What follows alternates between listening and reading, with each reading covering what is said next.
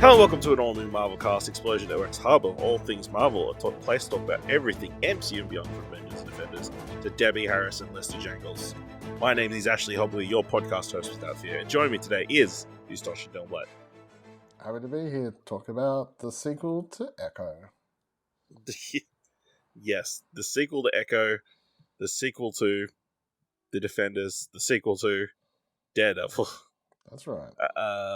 We're talking about also the sequel to She-Hulk, I guess. Yeah. Technically. This really is the Avengers of recent MCU Sure. shows. It's the most intertwined Avengers MCU thing that we've seen. Oh.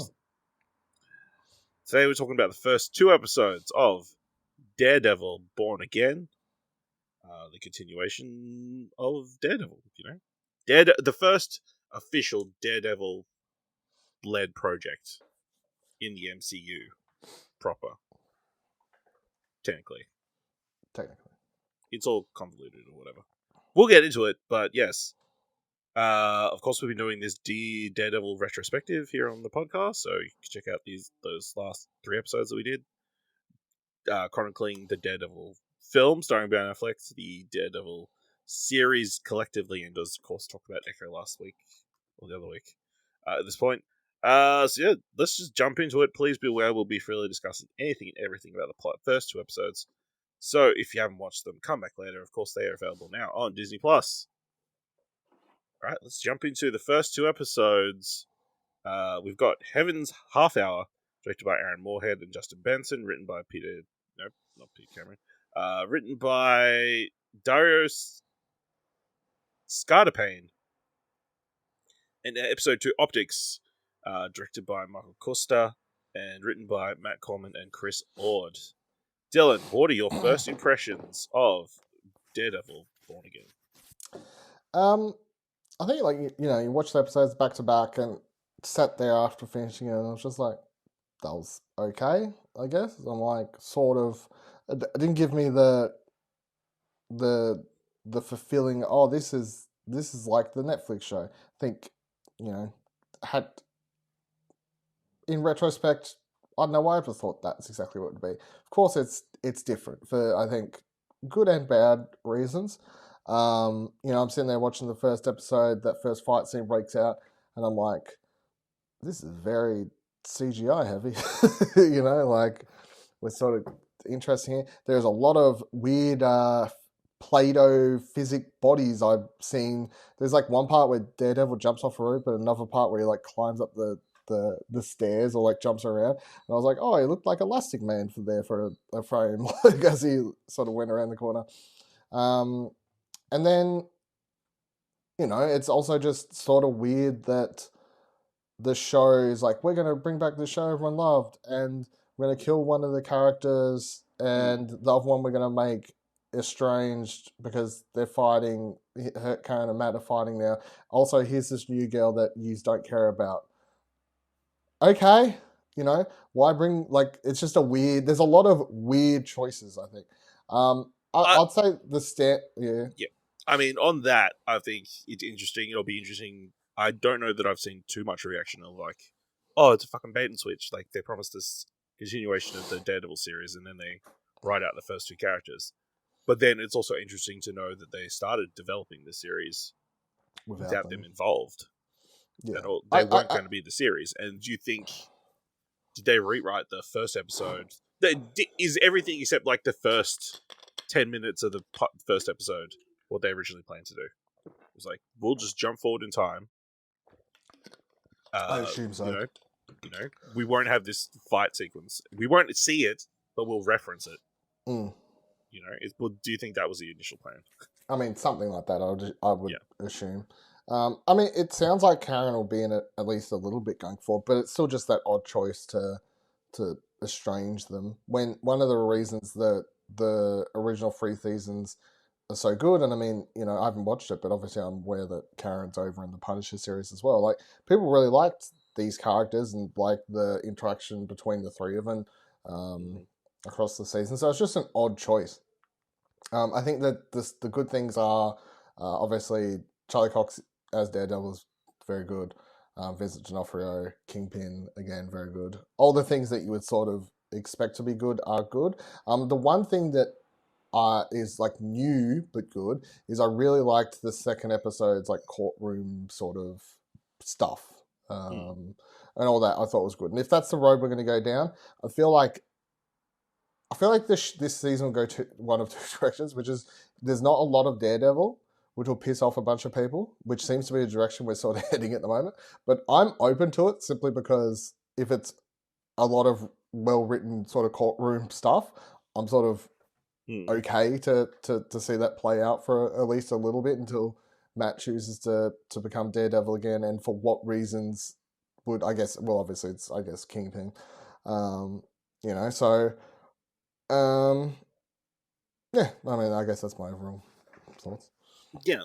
I mean, I enjoyed it. I thought it was pretty solid. Like, I was kind of interested that that's the story direction they want to take. I think it's even more interesting that straight away this week they've announced that Korean Page and Elden Henson will be in season 2 of Daredevil Born Again. That's a wild thing to announce. Maybe that was just something to. I think they've just thrown out his name before people had watched it. You know what I mean? Yeah, maybe. You weren't spoiled at all because you weren't at all because I mean it was a couple of days after. I was not spoiled. I've been on social media like fuck all, like okay. So yeah. Because I knew there was something about the first episode that was going to be, so I kind of that's what was going to happen. No spoiler. When it happened, I was like, "Oh damn!" Not like, but I was okay with it. But I look, put it this, I'm okay with them killing Foggy. I think that's it's a choice and it's fine and whatever. But it's just that then doing the whole like Karen, like him and Karen, like I'm like, okay, well now we're all fucking, yeah. I would much prefer the story to have been them even closer because of what they've been pre-traction. Yeah. I mean, also, the other thing that annoys me is it just rushes through Bullseye stuff. Really, like considering where he ended in the last season, it's just like sort of to me, it was like this motherfucker just comes down nowhere, like boo boo boo boo. You know, like. I mean, it's a very cool way to open the show. I think, like this motherfucker with the bullseye gloves like appearing, and then like, yeah, I didn't mind the fight sequence. I mean, some of the CGI was pretty. I think the more egregious thing was like when he's swinging around with his billy clubs and like he like lands on the ledge and it's clearly very CGI. But I thought the fight sequence was really good and like interestingly put together, and obviously trying to do a different spin on the hallway fight. I guess like it was they tried to shoot it in a way that was like one entire shot. Yeah, I thought that was interesting. I mean, I think the Vincent D'Onofrio stuff is really great. Like that whole side is really interesting because obviously, I mean, they never say anybody's name or anything, but they clearly mention the events of Echo, and him disappearing. I mean, Matt even brings up his protege shooting him in the face. That was funny. Didn't they shoot you in the face? Shoot you in the face? But then the whole... It's sort of, side note, just like, how comics, they would usually... Sometimes I'm like, I wish these shows would just be a little bit more comic-y and just like do the asterisks down the bottom. As seen in Echo episode, like how comics will have that like asterisk referencing something else whenever there's a... Yeah. No, that's just what the internet's for now.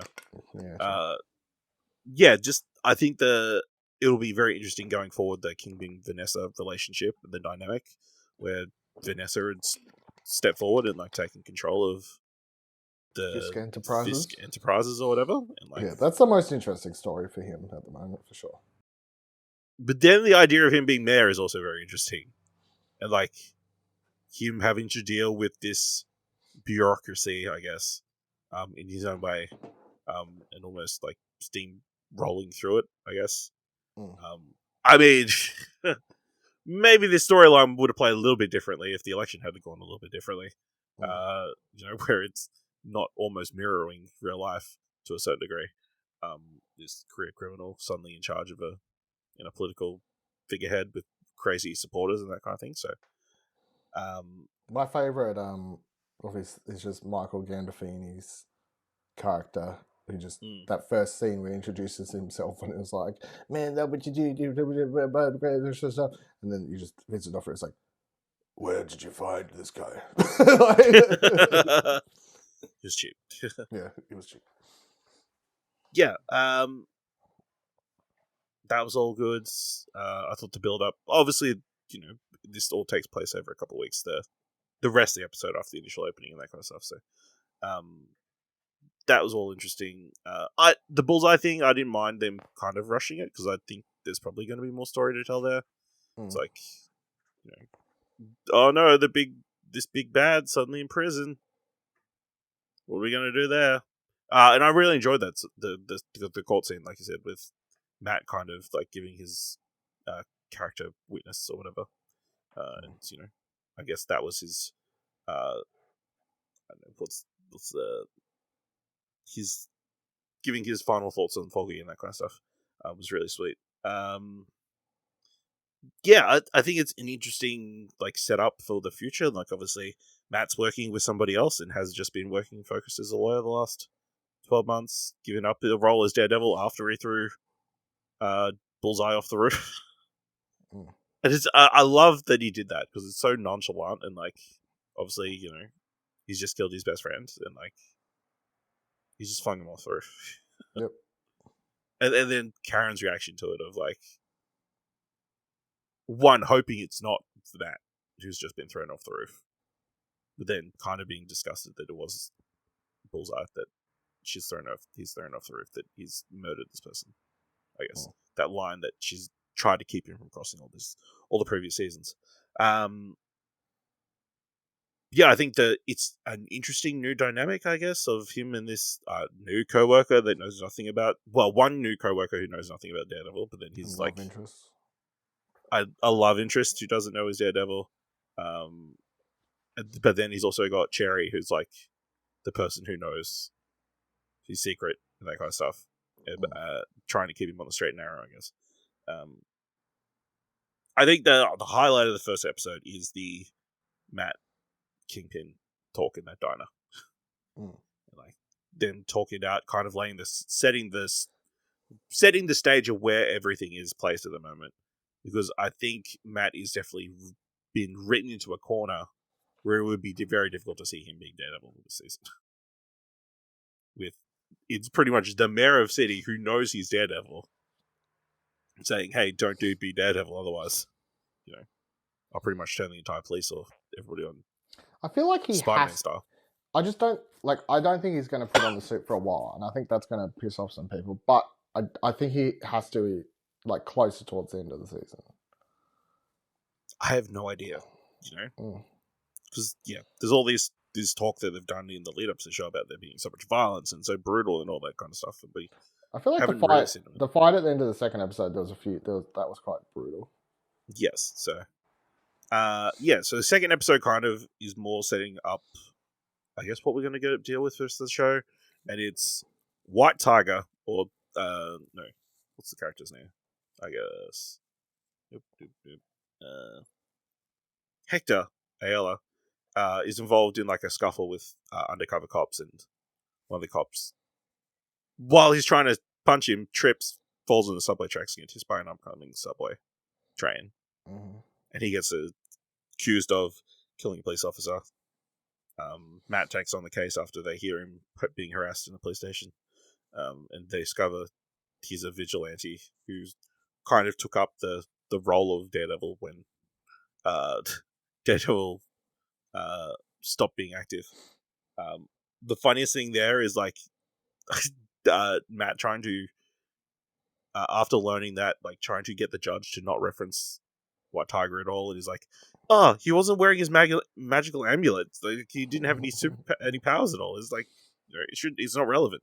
Like that is such a throwaway thing that is so silly, but I guess is accepted in this world. I mean, if we are to assume that She-Hulk is canon, and we've had all those superhero kind of, they mentioned Spider-Man. They mentioned Spider-Man. They tease Punisher a couple of times, or that Punisher exists in the like Punisher 100% exists. The cops have his tattoo on them. Yeah, I mean that's the interesting thing. So yeah, obviously Matt trying to figure out how to protect the case, trying to find the witness, leading up to these corrupt cops trying to take out this dude at the end of the episode. And the key thing there is that one of these cops has like a Punisher tattoo. And then also this episode we have Wilson Fisk trying to deal with policy, and like the big thing is the police chief is going to resign in protest of him being the mayor, and then everybody, you would assume that the entire police force would step down. And Wilson Fisk does it and deals with it in his usual way of blackmailing. Yeah, that was a good scene. Just how he lifts up the sandwich or whatever. And I think it's just the fact he's eating that entire time. And then once he ends, he goes, I can't remember what he says, like, fucking disgusting. That was fucking disgusting. Yes. But then he does such a good job of, like, there's that pothole in the middle of the street that, like, is holding up traffic. He's like, why are all you fuckers, like, not able to do anything? Oh, waiting on a permit. He's like, no, just fill it in. I'll give you a fucking permit. Yeah. You know? Which is such a thing that would make you like a politician, I guess. Yeah. Like, oh, he's doing things straight away. It's like cutting through this red tape and that kind of stuff. So,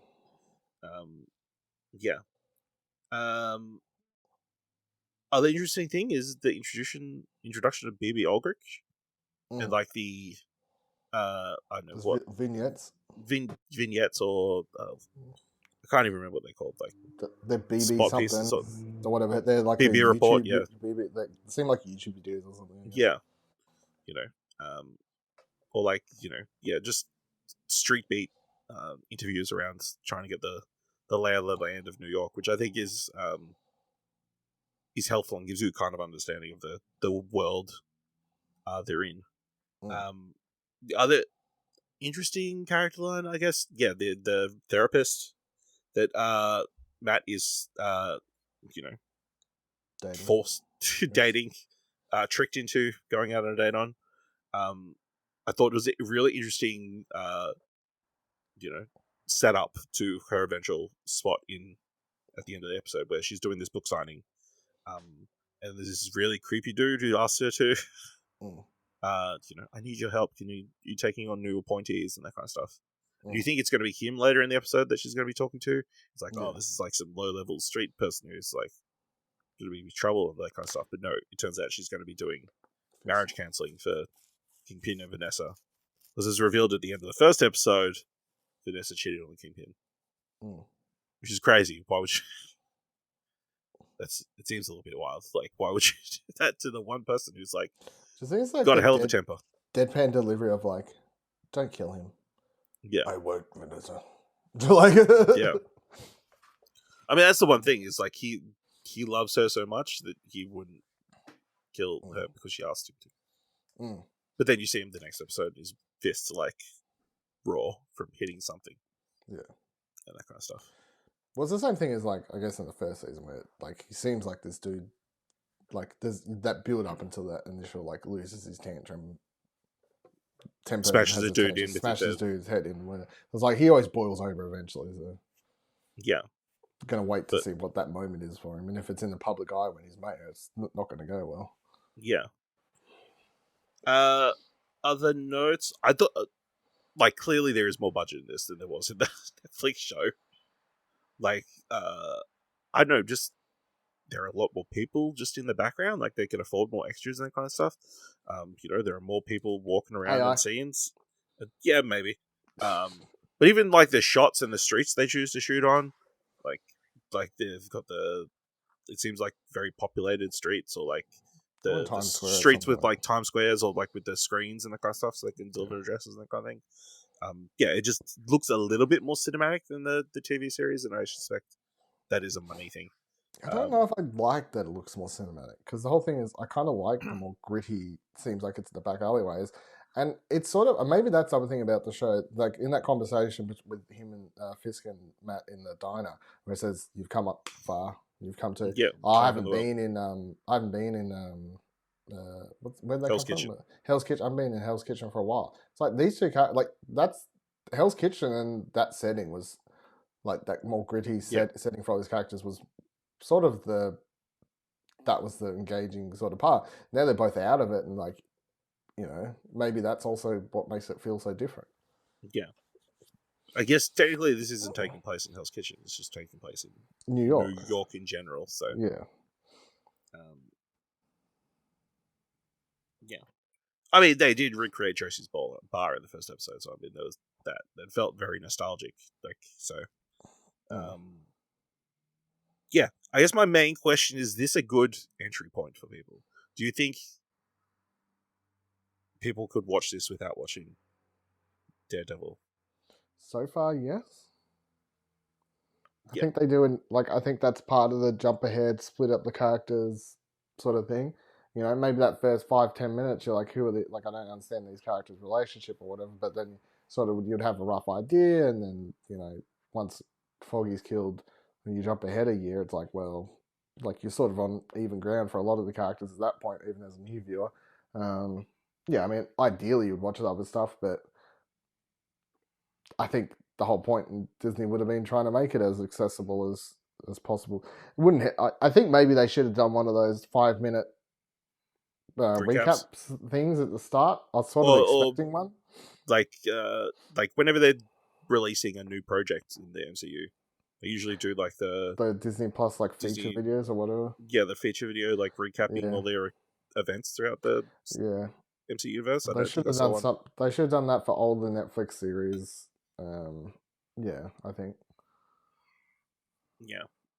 But I think, most people would be able to just jump in, and obviously you'd have questions, but I mean, that's like any show. Like, like who's this person? What's their relationship? I'm sure I'm going to be filled in eventually.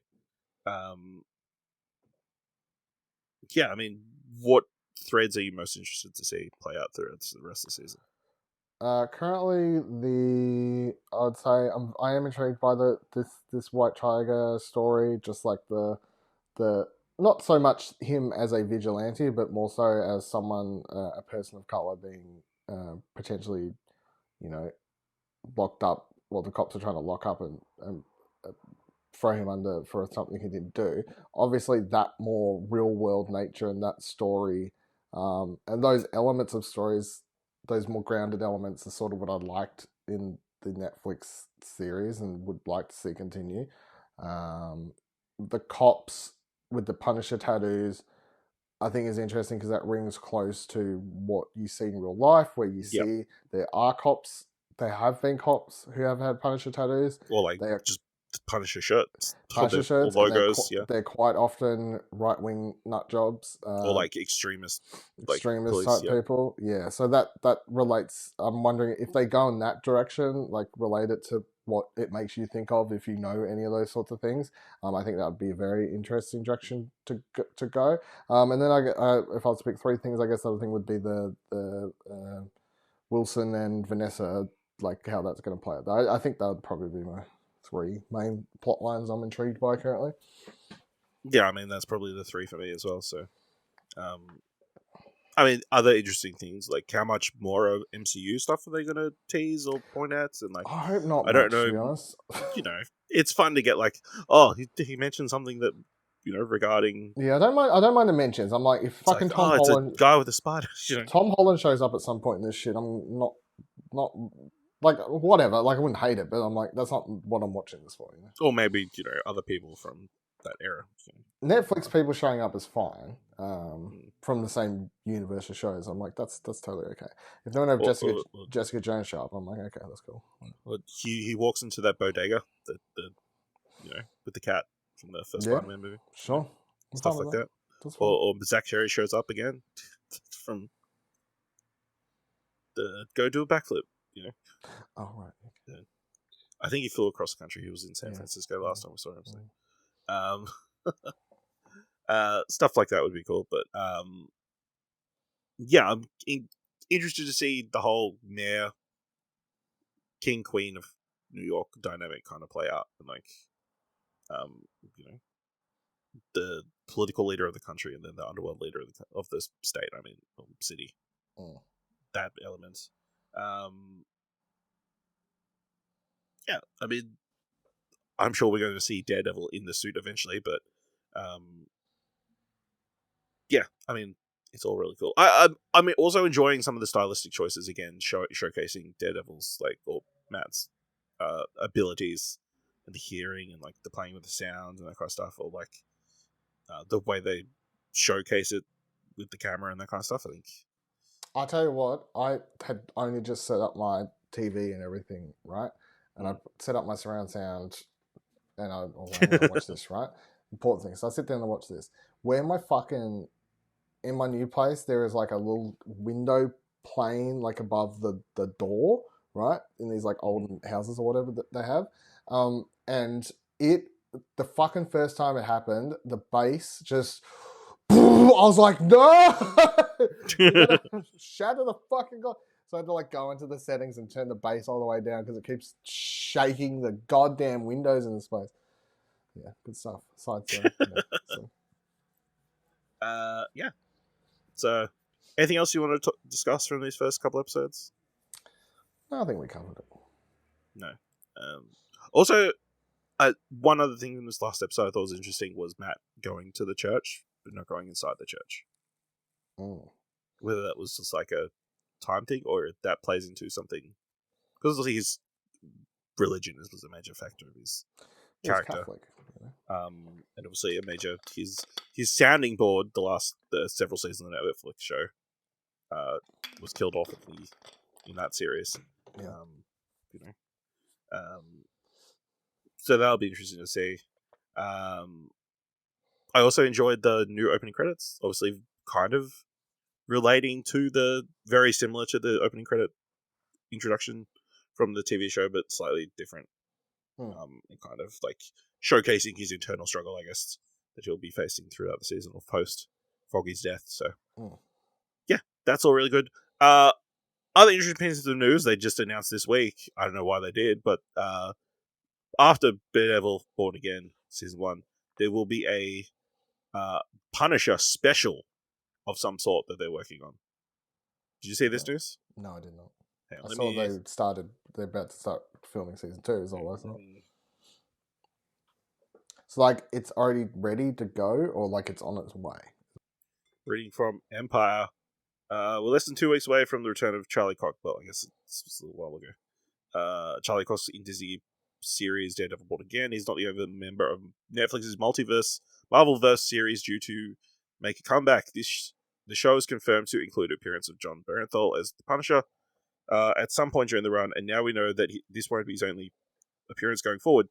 Bernthal will be back in the role for a one-off Disney Plus special arriving under the banner of Marvel Studios' special presentation. Bernthal isn't just going to star in the special, he also co-writing alongside Reynaldo Marcus Green, the King Richard One Love director, who'll be helming this one. Speaking to Entertainment Weekly, Marvel television boss Brad Windham teased that fans can expect the Punisher's return. It's like a shotgun blast of a story, but also has the pathos and emotion you would want out of a Frank Castle story. He promises it's so exciting. Previous special presentations from Marvel Studios include Werewolf by Night and the Guardians of the Galaxy Holiday Special. I don't think there's a date listed. Sounds like it's just like they're working on it. But yeah, okay. Cool. Yeah, so you'd be keen for... Cool, yeah. I mean, if they give me a date, then I'll be like, that's the amount of... let me do the maths, and that's how long I've watched the Punisher to catch up on those 2 seasons. Yeah. I mean, that's the thing that makes the most sense, I guess. So, yeah, I think it's probably still reasonably early, but yeah, obviously we're getting a bit more Punisher. Also, Reynaldo Marcus Green was the director on We Own This City, which is the show that John Bernthal was on. I did like that. So, yeah, lots of interesting news related to the Netflix universe. You know, who knows? We might get Jessica Jones news before the end of the season. So, let us know what you thought of the first few episodes of Daredevil Born Again. Whether you're a returning Daredevil TV series fan or you're just jumping into Daredevil for the first time, let us know on Blue Sky at ExplosionNetwork.com or on other social media at ExplosionPod. If you want to help us out here on Marvelcast, leave us a review on Apple Podcasts, on Podchaser. Leave us 5 stars so you can leave 5 stars or just tell people about the show. And if you've enjoyed this episode, thought it was worth $1, head on over to our Coke page at ExplosionNetwork.com/supports. Thank you very much for listening. Make sure you watch next week's episode of Daredevil Born Again and join us next time for another on the Mobcast.